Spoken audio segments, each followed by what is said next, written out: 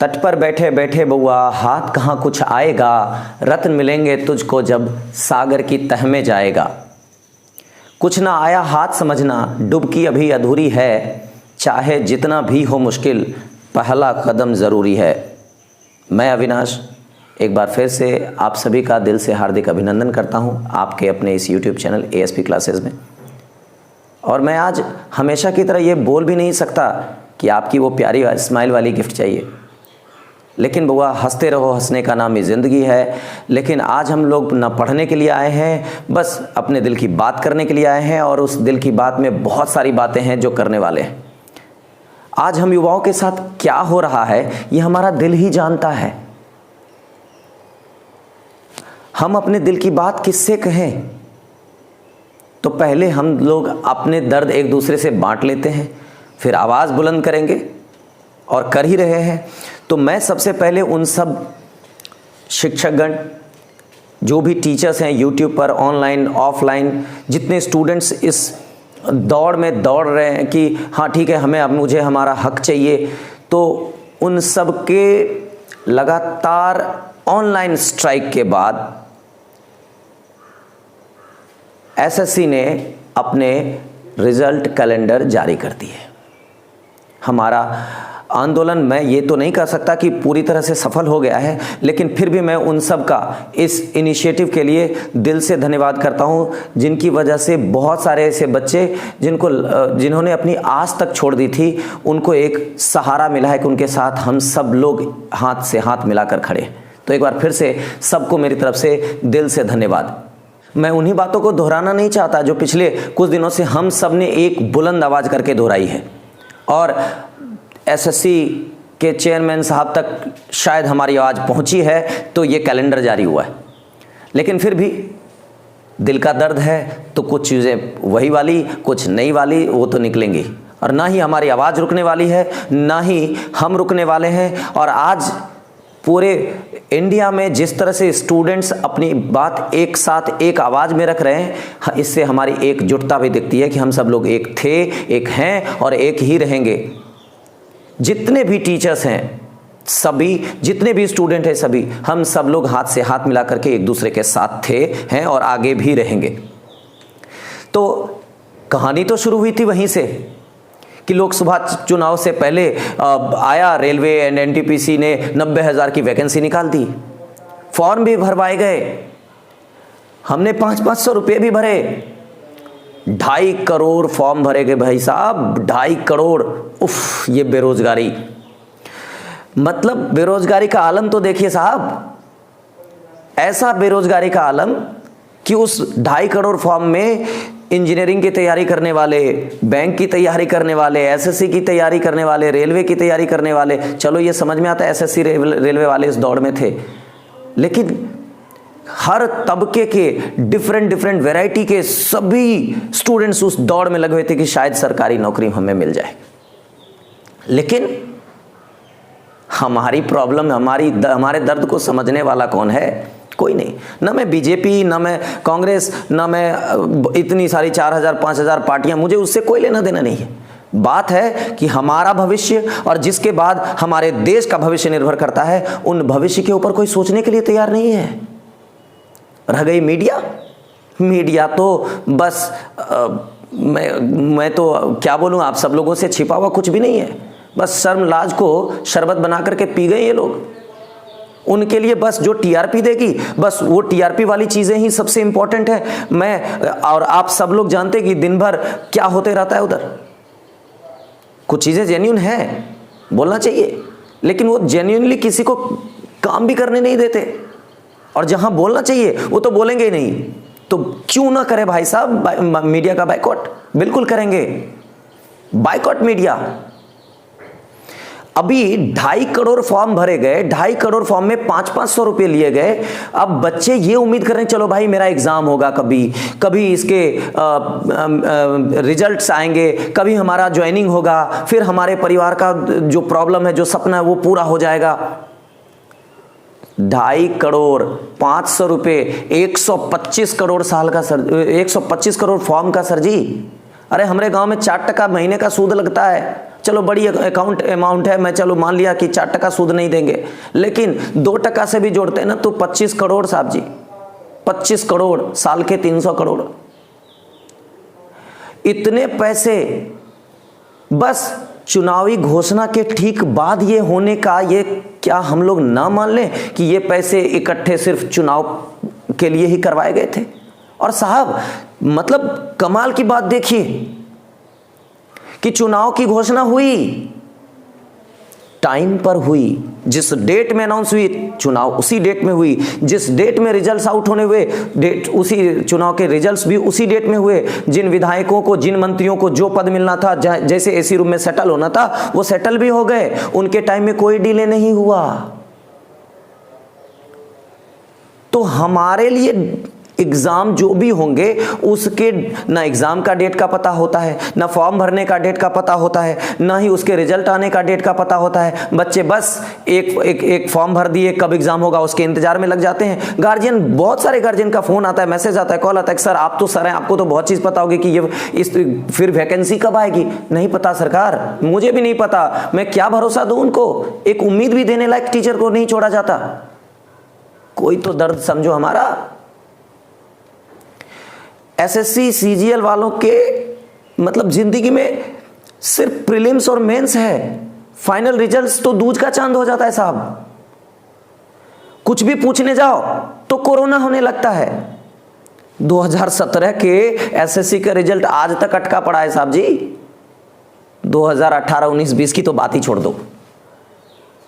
तो RRB, NTPC जो उतने सारे फॉर्म भरे गए 2.5 करोड़, वो मतलब उनको तो लगता है जमीन निकल गई। चेयरमैन साहब कान खोल करके सुन लीजिए, अब हमारा दर्द इस हद तक बढ़ चुका है कि हम स्टूडेंट्स मतलब अब बर्दाश्त भी नहीं कर पा रहे। और हम टीचर्स को क्या लगता है, हम उनके अंदर सपना भी डालें तो कैसे डालें? दिन रात सुबह शाम एक करके मेहनत करके वो लोग तैयारी करते हैं ये उम्मीद में कि अब एग्जाम्स होंगे, अब रिजल्ट्स आएंगे। एक एग्जाम होता है और उसके फाइनल रिजल्ट में कभी 4 साल, कभी 5 साल लग जाते हैं। और कभी कभी तो कुछ बच्चों का पीछे से रिजल्ट गायब, किसी और का रिजल्ट भी आ जाता है साहब जी। मजे की बात तब है कि एग्जाम्स अगर गलती से कंडक्ट हो रहे होते हैं तो खास करके अभी रिसेंट में, मैं तो बिहार से हूं, बिहार में जो अभी बिहार पुलिस के एग्जाम हुए थे, एग्जाम देने के लिए स्टूडेंट्स अब तैयारी के साथ इतने दिन से तैयार थे, अब एग्जाम देने के लिए गए, गेट पे गए, देखा आप व्हाट्सएप पर क्वेश्चंस बट रहे हैं साहब जी। आप लोग देश चलाने की बात करते हो, माननीय विधायक जी, नेताजी, वो सब देश चलाने की बात करते हो, देश संभालने की बात करते हो। एक क्वेश्चन पेपर तो संभाल लो साहब जी। एक क्वेश्चन पेपर नहीं संभलता है और एक क्वेश्चन पेपर आउट होने के बाद उन स्टूडेंट्स का जो दिन रात एक करके मेहनत कर रहे हैं, अपने परिवार के लिए एक उम्मीद का सपना देख रहे हैं, वो सपना तो बस उस आउट क्वेश्चन पेपर के साथ वहीं बह जाता है। वो दर्द देखने वाला कोई नहीं साहब जी। चेयरमैन साहब कान खोल करके सुन लीजिए। इतिहास गवाह है, इतिहास का शिक्षक हूं, इतिहास गवाह है कि जब जब हमारे धैर्य ने हमारे धैर्य ने अपने सीमाएं लांघ दी हैं, धैर्य टूट चुका हमारा, तब क्रांति हुई है, तब विद्रोह हुआ है। ना भूलिए कि 1857 की क्रांति भी ऐसे ही हुई थी। हमने पॉलिटी भी पढ़ा है, लोकतंत्र भी पढ़ा है, और हमने हिस्ट्री भी पढ़ा है, क्रांति भी पढ़ा है। अगर अब की बार धैर्य का बांध टूट गया तो स्याही को खून बदलते देर नहीं लगेगी। ऐसा नहीं है कि आपने हम लोगों को झुंझुना पकड़ा दिया है कि रिजल्ट्स आउट हो गए हैं तो सब कुछ मिल गया हमें। जी नहीं, हमारी मांगे अभी भी हैं, अभी भी जारी रहेंगी, ये खत्म नहीं होने वाली है। हमारी मांगें तब तक जारी रहेंगी जैसे आपके चुनाव के डेट फिक्स होते हैं, आपके रिजल्ट्स फिक्स होते हैं, आपके ज्वाइनिंग डेट फिक्स होती हैं विधायक साहब, मंत्री साहब, वैसे ही जो भी एग्जाम होंगे उसके डेट पहले से फिक्स होंगे कि कब इसके फॉर्म आएंगे, कब इसके एग्जाम होंगे, कब प्री होंगे, कब मेंस होंगे, कब इसके इंटरव्यू होंगे। हर चीज पहले से क्लियर होगा। हमारी मांग तब तक जारी रहेगी और उम्मीद करता हूं कि हम सभी स्टूडेंट्स और सभी टीचर्स हाथ में हाथ पकड़ करके हमेशा तब तक आगे अपनी आवाज बुलंद करते रहेंगे जब तक कि ऊपर तक ये कान में आवाज नहीं चली जाती। सभी को जब चुनाव की नजदीक आता है ना, सभी को ये सिर्फ दिखाई पड़ रहा होता है यादव गुट कौन, मुस्लिम गुट कौन, कहां से कौन सा फलाना ढिमका कौन सा वोट निकलेगा। लेकिन वहां पर सबको सब जाति दिख रही है, लेकिन जो बेरोजगार जाति है, जो हम स्टूडेंट्स की प्रॉब्लम है, वो जाति किसी को नहीं दिखाई देती। या जी ये डिजिटल जमाना है, हम लोग लाइक और डिसलाइक इसी बटन से दबाते हैं और गलती से ये उंगली दब गई तो सत्ता भी पलट जाती है। तो ये खुलेआम हम सब लोगों की मतलब एक बुलंद आवाज है, आगाज करते हैं इस क्रांति का कि जब तक हमारी बातें पूरी नहीं मानी जाएंगी तब तक ये आवाज इसी तरह चलती रहेगी। पढ़ाई हम लोग उसके बाद ही करेंगे। दर्द एक हो तो बताऊं ना, इतने दर्द हैं तो मैं पूरा दिन भी बोलते रह जाऊं वो कम है। आप हमारी एजुकेशन सिस्टम बात करते उधर वो संसद में बैठ करके कि सबको अनिवार्य और मुफ्त शिक्षा दिलवा रहे हैं हम लोग। उनके खर्च भी हो रहे हैं 50,000, 70,000, 60,000, वो लोग टीचर्स के वेतन पे भी खर्च कर रहे हैं। लेकिन क्या उनके बच्चे उन स्कूल में पढ़ाई कर रहे हैं? जी नहीं साहब जी, उनके बच्चे उन स्कूलों में पढ़ाई नहीं कर रहे जो ये हमारे लिए लिखने का अनिवार्य और मुफ्त शिक्षा दिलवा रहे हैं। ये स्थिति बना के रख दी है उन लोगों ने, अनिवार्य और मुफ्त शिक्षा दे रहे हैं हम। जिस दिन उनके बच्चे उसी स्कूल में पढ़ने लग जाएंगे ना, वो अनिवार्य और मुफ्त शिक्षा भी बहुत अच्छी हो जाएगी। हमारे यहां बस टैलेंट की कमी नहीं है, बस टैलेंट की कदर नहीं होती है। क्या हुआ, हमारे आदरणीय वशिष्ठ नारायण जी के साथ हम में से किसी से छिपा हुआ नहीं है। इसकी कदर दुनिया करती है, बाहर के लोग करते हैं, सब जगह होती है। लेकिन यहां हमारे टैलेंट की कोई कदर नहीं है, या हमारा टैलेंट किसी राजनीति की भेंट चढ़ जाता है। जब हो हल्ला होने की बारी आती है, चाहे वो एसएससी की हो हल्ला होने की बारी, तो रिजल्ट कैलेंडर जारी हो जाते हैं, और उधर हो हल्ला होने की बारी आई तो बस उनके लाश पर फूल चढ़ाने के लिए भी पहुंच गए सब लोग। जीते जी किसी ने कदर नहीं की उनकी। हमारे टैलेंट को तो ऊपर आने ही नहीं दिया जाता है। हमारे टैलेंट, हमारे स्कूल की स्थिति, हमारी पूरा जो एजुकेशन सिस्टम है, ऐसा एजुकेशन सिस्टम, मैं बोलने में भी शर्म आता है कि दिन रात एक करके 18 घंटा 17 घंटा 16 घंटा स्टूडेंट्स पढ़ाई करके आईएएस आईपीएस की परीक्षा निकालता है। और जब वो परीक्षा निकाल लेता है ना, तो वो कहां जाता है सैल्यूट करने के लिए? इतिहास गवाह है साहब, पीछे मुड़ करके देखो कि हमने अंगूठा छाप नेता को सैल्यूट करवाया ही इन आईएएस आईपीएस से। हमें वो दिन भी नहीं भूलना चाहिए। अभी दिन बीता नहीं है, बिहार में ही है, हुआ है। तो क्या आईएएस आईपीएस उस मतलब इतना नॉलेज, इतना एक्सपीरियंस और इतना मेहनत करके जो अपना वो पद पाते हैं, क्या इन अंगूठा छाप नेताओं को सैल्यूट करने के लिए? अरे किसी का परिवार राज करे कि किसी का कुछ भी राज करे, बीजेपी भाड़ में जाए, कांग्रेस भाड़ में जाए, हमारी आवाज ही अगर दबा दी जाएगी और हमारे प्रॉब्लम्स को सुना ही नहीं जाएगा, हम लोग आगे बढ़ेंगे ही नहीं, हमारा टैलेंट आगे आएगा ही नहीं, देश क्या खाक विकास करेगा? यार कम से कम कुछ तो शर्म करो अपने देश के लिए, कुछ तो शर्म करो थोड़ा सा। साहब अब बर्दाश्त नहीं होगा, अब बर्दाश्त नहीं होगा। इस बार सिर्फ डिजिटल जगह पर, यानी कि सिर्फ और सिर्फ ऑनलाइन प्लेटफॉर्म पर हमारी आवाज देखी है इन लोगों ने। दोस्तों, जितने भी टीचर्स हैं, स्टूडेंट्स हैं, मैं अविनाश एएसपी क्लासेस के ओर से, पूरे मेंबर्स की ओर से, मैं छोटा सा ही सही, लेकिन मैं आप लोगों के साथ हूं। आप लोगों ने जो ये आवाज उठाई है, उसमें हर कदम पर ये पूरी फैमिली आपके साथ मिलेगी, मैं भी मिलूंगा, और इन सबको बता देना है कि हम सब एक थे, एक हैं और एक रहेंगे, और हमारी आवाज को कोई रोक नहीं पाएगा तब तक हमारी हर बात मानने ही ली जाती। ये मीडिया वाले शरबत में घोर करके, शरबत जैसा घोर करके, अब मतलब बेशर्मी को शरबत की तरह घोर करके पी लेने वाले मीडिया वाले,